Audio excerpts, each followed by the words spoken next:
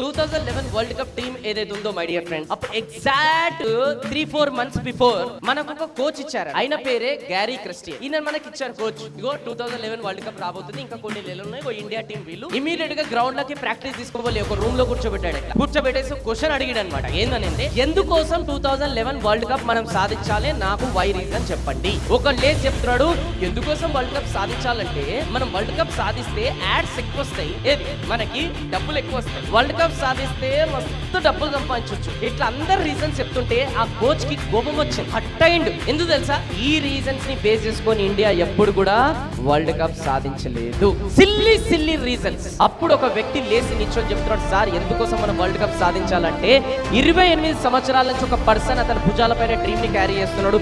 At least అతని కోసమన్నా మనం world cup ఆడి తీరాల్సిందే. అతని సచిన్ టెండూల్కర్. వై రీజన్ పుట్టింది, ఎందుకంటే అతను పుట్టించాడు. ఆ చెప్పిన వ్యక్తి నన్ అదర్ దెన్ MS